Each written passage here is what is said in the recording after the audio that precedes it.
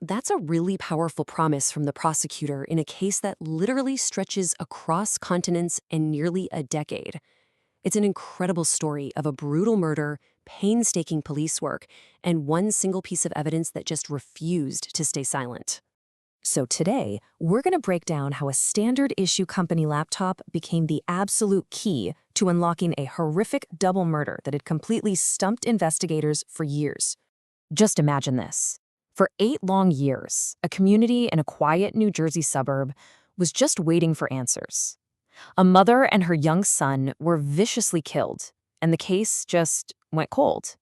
But just recently, they finally charged a suspect, all thanks to a pretty remarkable breakthrough.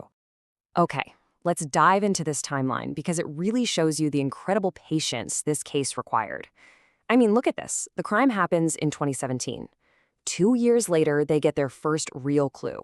Then a 5-year gap before they seize the crucial piece of evidence. And finally, charges come in 2025. This was a marathon, not a sprint, for sure. To really understand just how big this breakthrough was, we have to go all the way back to the beginning, back to the tragic events of March 2017 that kicked off this massive, multi-year investigation. These are the people at the absolute heart of this story.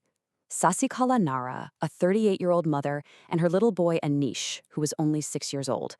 Their lives were horrifically cut short, right inside their own home. What investigators found was, in their own words, unimaginable. When Sasikala's husband, Hanumanta Nara, got home from his tech job, he discovered the bodies of his wife and son. They had both been brutally stabbed and, chillingly, defense wounds showed that they had fought desperately for their lives.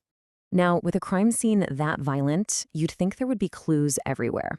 But there were no immediate leads, no signs of forced entry, no obvious motive. The case quickly became this incredibly frustrating search for answers, a real needle in a haystack. And that brings us right here. A case is officially considered cold when all the leads just dry up after 3 years. And for a long, long time, the Nara family murders fit that description perfectly. It was just this painful, unsolved mystery for their family and for the entire community. And what's really interesting here is the sheer scale of what they tried to do at the start. I mean, the police did everything by the book. They interviewed everyone. They combed through financial records, cell phone data, rideshare apps. You name it. They looked at it. They were hunting for any digital footprint, any clue at all. And it all led to a dead end. But there was one thing, one tiny little anomaly. A single drop of blood. And 2 years later, lab tests confirmed it didn't belong to Sasikala or Anish. This was the needle in the haystack. This was the one piece of evidence that kept hope alive. So let's get to the breakthrough. Let's see how this one single drop of blood, combined with some seriously clever police work, eventually led investigators across an ocean to their prime suspect, and, of all things, his old work computer. So here was the problem.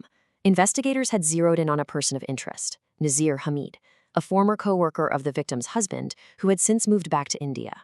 But he flat out refused to give a DNA sample, and all the legal requests to force him to were denied. It was a massive international brick wall. But then, investigators had this brilliant idea. Hamid had left his U.S. company laptop behind. And this just lays out the final steps perfectly. After the suspect refused, police got a warrant for that laptop. His old company, Cognizant, they complied and shipped it right back to them. The state police lab then processed the device for something called touch DNA, which is basically the microscopic skin cells we all leave behind on everything we touch. And get this, the DNA profile from those cells was a perfect 100% match to that single drop of blood from the crime scene. They had him. But here's the thing. Identifying the killer, that was only half the battle. So now they had the evidence, but the suspect was thousands of miles away, just living his life. The fight for justice now had to cross an ocean. So the case has entered this whole new and really complex phase. The prosecutor's office is working with the U.S. Department of Justice and authorities in India to extradite Nazir Hamid. And this is a huge legal challenge. You're navigating 2 different countries' laws, their treaties, their judicial systems, all to bring him back to New Jersey to face 2 counts of first-degree murder. And to help with that effort, the FBI has now offered a pretty substantial reward, up to $50,000 for any information that leads to Hamid's arrest and conviction. So they are definitely raising the stakes in this international manhunt.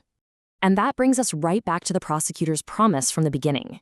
She's basically saying that time doesn't make the crime any less horrific, and their commitment to getting justice for Sasikala and Anish has never, ever wavered.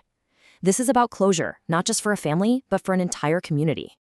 It's really a testament to incredible forensic science and just plain old dogged police work that a suspect was even identified after so long. But, the final chapter of this story is still unwritten. And it leaves us with a really critical question.